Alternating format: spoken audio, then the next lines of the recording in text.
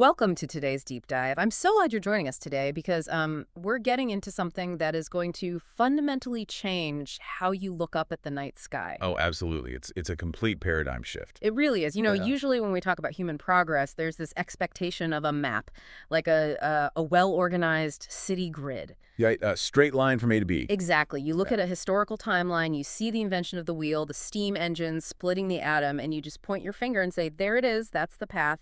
But then you step outside, you look up at the stars, and suddenly that map is completely useless. Yeah, it just falls apart. It totally does. We are looking at a cosmic landscape that is murky, volatile, and it's the absolute definition of uncharted territory. So for today's mission, we've got this fascinating stack of notes covering cosmology, evolutionary logic, the Fermi paradox, and we are unpacking whether humanity is literally destined to become a spacefaring civilization. And why reaching for the stars isn't just some sci-fi fantasy. Right. It's an evolutionary necessity. We aren't asking if humanity is going to space. We're looking at research that proves leaving Earth is hardwired into our biology. It's a profound shift in perspective when you strip away the modern context, the geopolitical posturing, the billionaire space races. Flashy stuff. Exactly. You strip all that away, and you are left with underlying biological machinery. The source material really forces us to look at human history in its totality. Okay, let's unpack this. Because space exploration often feels like this, I don't know, this modern luxury or political choice. Right. But the notes completely flip that script. They do. Because the exact same drive that compelled early hominids to cross scorching deserts or, sail oceans without knowing if there was land on the other side. Yeah. That is the exact same hardware currently trying to figure out how to mine asteroids. Wait, I have to stop you right there because you're comparing early humans walking across a frozen land bridge to building the James Webb Space Telescope. I mean, fundamentally, yes. But one requires literally just putting one foot in front of the other. The other requires multi-generational math, orbital mechanics, quantum physics.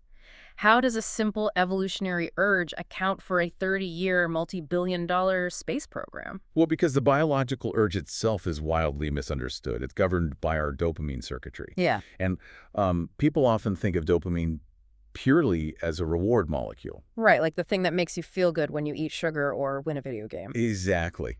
Yeah. But neurologically speaking, dopamine is actually the anticipation molecule. It spikes highest when we perceive a gap in our knowledge. Oh, wow. So it's about what we don't know. Yes. When an ancient human saw a massive mountain range, dopamine created this physical, agonizing itch to see what was behind it. Because, knowing what was behind it might mean finding a new food source or spotting a predator. It rewarded the relentless pursuit of the unknown. Precisely. It rewarded the pursuit. So you're saying that today, that exact same chemical gap is what makes astrophysicists obsess over the edge of the observable universe? The mechanism is identical. The brain doesn't care if the unknown is a valley or a nebula. It just registers missing information, and it compels us to fill that void. That is insane. It was an immense evolutionary advantage, too. Species that lacked that drive, well, they stayed in one place and eventually depleted their local resources. Or they just got wiped out by localized disasters. So humans survived because we were physically addicted to finding out what was over the next hill. Exactly. Humans survived because we had to know. When you look at the timeline of human existence, that puts things into a wild context for the listener. For the vast majority of our history, the sky was this unreachable canopy. It was the realm of myth. We projected our gods up there. Right. We didn't have the tools to understand it yet. But the biological imperative pushed us to turn that magic into data, to turn the campfire into the cosmos. That leap from myth to measurement is where the dopamine drive intersects with our toolmaking. Because think about this. If you traveled back 10,000 years and tried to explain modern astronomy to an early human. Oh man, their minds would melt. Right. If you try to explain the nuclear fusion of other suns, or how we measure the redshift of galaxies billions of light years away, their framework of reality just wouldn't be able to accommodate it. It would look like literal magic to them. Pure magic. But the drive to understand it, that is exactly the same. We are compelled to turn the unknown into the known. Exploration isn't a luxury, it's biology. Okay, so if this dopamine engine is constantly driving us outward, what is the actual evolutionary reward for going to a dead rock like Mars. I mean, we aren't going to find a new berry bush there. No, definitely no berries on Mars. Right, so what is the practical payoff of actually leaving the biosphere that perfectly evolved to support us? Well, the source material frames this around three core pillars of a spacefaring civilization: knowledge, survival, and potential. Okay, let's break those down. Let's look at knowledge first because it expands our understanding of fundamental physics. The universe isn't just a place to travel through. It is the greatest physics laboratory in existence. How so? Like, what are we testing out there that we can't test here? Everything. By studying space in a localized way, sending probes, building off-world observatories, we are testing the fundamental rules of reality in environments we literally cannot replicate on Earth. Like black holes and stuff. Yeah, we can observe extreme gravity, time dilation, the life cycles of stars in real time. You know, we all know the famous Carl Sagan quote that we're made of star stuff. I mean, anyone listening to this deep dive has probably heard that 1,000 times. Oh, sure, it's a classic. But the notes take that a step further, and it shifts the paradigm entirely. Because we aren't just remnants of dead stars. Every atom in our bodies was forged in ancient stars, yes, but we are the universe's mechanism for actually observing itself. That's a beautiful way to put it. Right. By expanding out into that laboratory, we shift space exploration from a physical journey to a philosophical imperative. We are the cosmos waking up. Exactly. But which leads directly into the mechanics of survival. Because waking up doesn't mean much if you don't stay alive. Yeah, that's where the biological imperative really shows its teeth. Earth is precious, obviously, but from a geological and cosmological standpoint, it is highly volatile. We tend to build our cities as if continents don't shift. We really do. We have a very short-term memory as a species. We do. But the sources outline this terrifying list of threats that just do not care about our infrastructure. Asteroids, supervolcanoes, dramatic climate shifts. It's a harsh reality. And even if we survive all of that, millions of years down the line, inevitable changes in the sun's life cycle will expand its radius and literally cook the planet. The biosphere has a strict expiration date. It does. And this highlights the sheer vulnerability of being a single-planet species. Yeah. In systems engineering, if you have a highly complex critical system with a single point of failure, It's doomed. right, it is considered doomed to fail eventually. Yeah. Humanity currently operates with a single point of failure. The library analogy in the text perfectly captures this. I love this part. Oh, the burning library, yes. Yeah, so if you think of Earth as a single magnificent library containing every book, every piece of art, every scientific discovery, and all the knowledge of humanity, we are leaving all of that in one single building. One building with no fire escapes. Right. If that one library burns down, whether it's from a supervolcano or a rogue asteroid, everything is lost forever. So becoming a multi-planet civilization isn't about abandoning Earth. Not at all. It's literally just making a backup drive for humanity. And the mechanics of that backup drive require establishing entirely self-sustaining populations. It's not enough to just have a small research base like we do in Antarctica. Because Antarctica relies on constant supply chains from the rest of the world. Exactly. A true planetary backup means if Earth goes totally silent tomorrow, the colony on Mars or in an orbital habitat can continue the human lineage indefinitely. It builds in species-level resilience. Which is huge. But it also opens up an insane level of resources. That's the third aspect the notes dive into, potential. It makes our current resource struggles on Earth look incredibly localized. We are fighting over scraps on a single grain of sand. Yeah, when you put it like that, it's wild. It is. The solar system contains vast, untapped resources on a scale that defies standard terrestrial economics. We're talking about near-limitless solar energy because you can capture radiation without an atmosphere getting in the way. No clouds to block the panels. Right. And minerals from near-Earth asteroids, iron, nickel, platinum, rare earth metals, those could sustain industrial production for millennia. So moving heavy, polluting industries off-world could paradoxically be the very thing that saves Earth's biosphere. It could be the ultimate environmental conservation project. Okay, I have to pause here and push back on the romanticism of this. Here's where it gets really interesting. Because if the stakes are that high and our survival literally depends on creating this planetary backup drive, and all these resources are just floating out there, why does it feel so impossible? Well, because it's incredibly difficult. Right, but sci-fi movies make it look so seamless. You hop in a ship, you enter hypersleep, you wake up, and you're terraforming a new world. But the reality outlined in our sources is brutal. Oh, it is. Space doesn't just not want us there. Space actively wants to kill us. Lethal is putting it mildly. There's no breathable air. The temperatures swing from hundreds of degrees above zero to hundreds below in an instant. There is deadly, unshielded cosmic radiation tearing through cellular DNA. The biological degradation is a massive hurdle. And the distances. Human minds aren't truly equipped to picture the distances. It's not like taking a wooden ship across the Atlantic in the 1400s. No, not even close. You are traveling through a literal vacuum for months or years where a single micrometeorite can depressurize your entire existence. Right. How do we realistically overcome the fact that our biology is so fragile? Well, by separating our current technological limits from our future capabilities. It is a monumental physical challenge, yes, but we often fall into the trap of assuming that because we can't solve it today, it remains unsolvable. Okay, give me an example. The sources use a brilliant historical analogy for this. Think about trying to explain a smartphone to someone in the year 1200 AD. Oh, wow. Yeah, okay. Right? You walk up to someone in the Middle Ages and say, hey, I have this flat piece of glass that can instantly speak to anyone on the other side of the planet, and it holds all the knowledge in the world. They'd probably burn you at the stake. They absolutely would.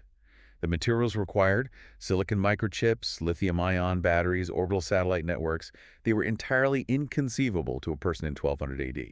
The framework didn't exist. But the underlying physics were always there. Exactly. The physics of electromagnetic waves existed in 1200 AD, they just hadn't unlocked them. So today we are in the 1200 AD era of space travel.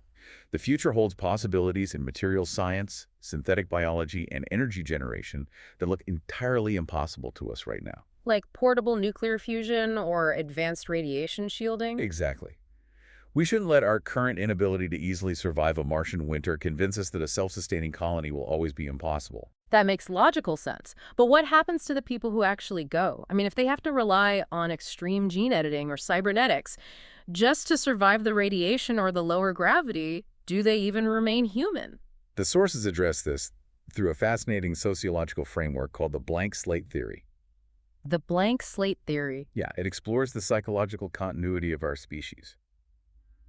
It posits that even if humanity heavily alters its biology over these immense distances and timescales, just to adapt to harsh realities, the core of our consciousness remains intact. Oh, I see. A child born on a Martian colony, staring up at a red alien sky, having never felt the wind of Earth or seen an ocean. They're still going to be fundamentally human in the ways that matter. They're still going to look up at the stars and wonder where they came from. They will still ask the big questions. The vantage point changes, but that fundamental curiosity remains. Right, that dopamine-driven biological drive we talked about earlier. It's the exact same. No matter how bizarre the technology gets, a kid on a spaceship is still going to ask why. The human condition exports itself, regardless of the physical vessel. So what does this all mean? We have this biological drive pushing us outward. We know we mathematically need a backup drive to survive long term. And history suggests that technological barriers will eventually fall. Right. When you string all of those logical premises together, it leads to a mathematical problem that is honestly terrifying. Because if it's a biological imperative for intelligent life to expand, and the universe has been around for nearly 14 billion years, where is everybody? Yeah, you are stepping right into the Fermi paradox. And it's critical to understand the math behind why this paradox is so deeply unsettling. It's not just a guessing game? No, we aren't just guessing that life should be out there. Equations like the Drake equation attempt to quantify it by factoring in the rate of star formation, the fraction of those stars with planets, the likelihood of those planets supporting life. And the fraction of that life becoming intelligent. Exactly. And when you run the numbers, they are staggering. There are hundreds of billions of stars in our galaxy alone, trillions across the observable universe. Statistically speaking, the cosmos should be a crowded highway. We should be detecting the exhaust fumes of advanced civilizations, radio waves, megastructures, dimming distant stars, atmospheric anomalies on exoplanets. Yet we have zero confirmed signals, zero visitors, total eerie silence. It's like walking into a massive, heavily populated city and finding all the doors open, the lights on, the cars running, but not a single person in sight. That's a creepy image, but it's very accurate. The scientific community has modeled a few unsettling possibilities to explain this deafening silence. Let's hear them. One relies on the rare Earth hypothesis.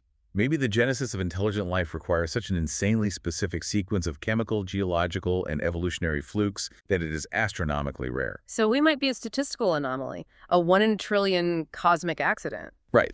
Another possibility is self-destruction. The idea that civilizations naturally unlock the tools of their own demise before they can safely leave their home planet. Like nuclear weapons. Or artificial superintelligence, bioengineering. Once a species discovers these things, they inevitably wipe themselves out within few centuries.